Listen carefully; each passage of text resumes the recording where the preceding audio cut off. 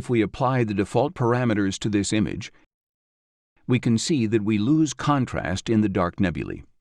Also, a closer look reveals that we are creating bright halos around some of them.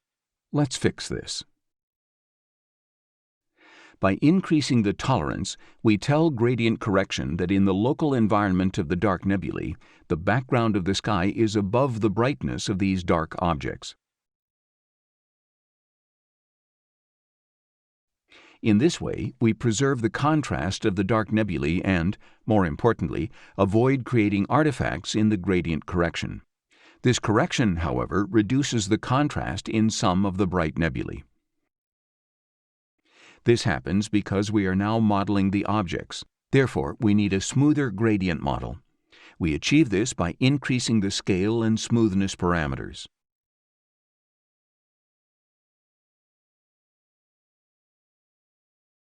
Now, although we do not reduce the contrast of the weakest areas of the nebulae, we are leaving traces of gradients. We can solve this problem easily by turning on the automatic convergence feature.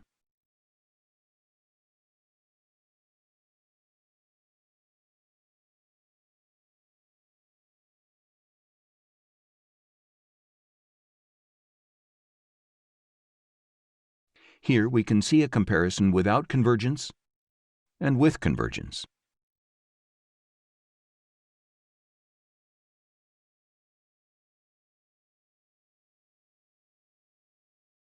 And here we compare it with the original image.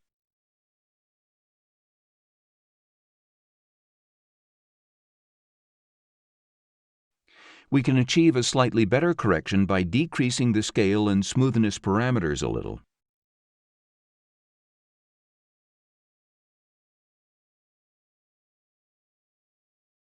With these parameters, the weaker nebulae survive very well, and the gradients are entirely corrected.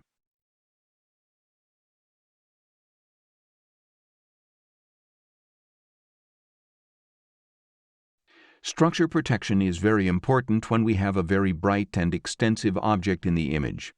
Let's make gradient correction include the nebula in the model by turning off the protection, reducing the scale and smoothness, and increasing the high tolerance.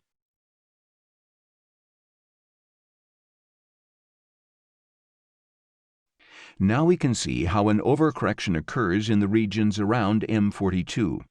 We can avoid this with structure protection.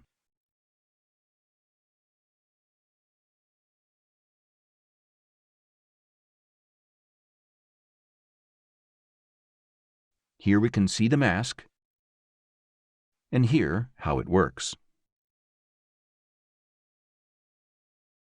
We have avoided overcorrection and, at the same time, we are correcting the gradients. In this image, the gradients are very smooth. Simply applying the default parameters works very well, but we can get an even better result by increasing the scale and smoothness a little.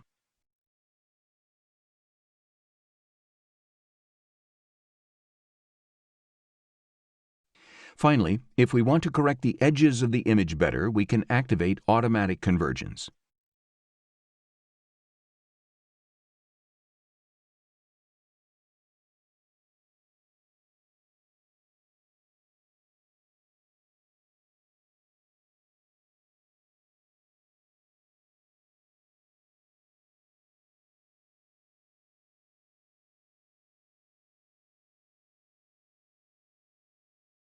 Now, with a higher scale, the large diffuse objects look better and are not overcorrected, but the gradients at a global level have been cancelled, and we haven't overcorrected the central nebula either.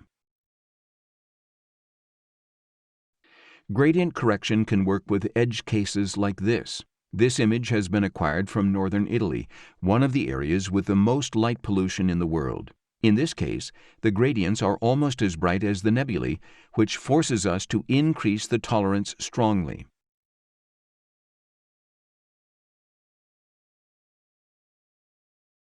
But then, an overcorrection occurs in the center of the Pleiades. To protect the heart of the cluster, we activate structure protection.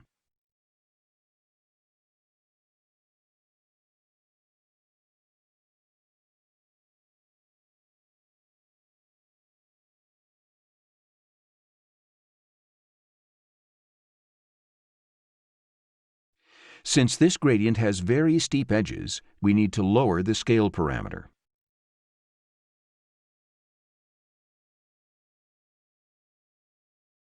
Finally, we get a better result by enabling automatic convergence. As gradient correction iterates, the gradients become better and better corrected. Then, the areas protected by the mask become larger and larger because the image is increasingly flatter, and structure protection is designed to detect objects above the median level of the image. Here is the result.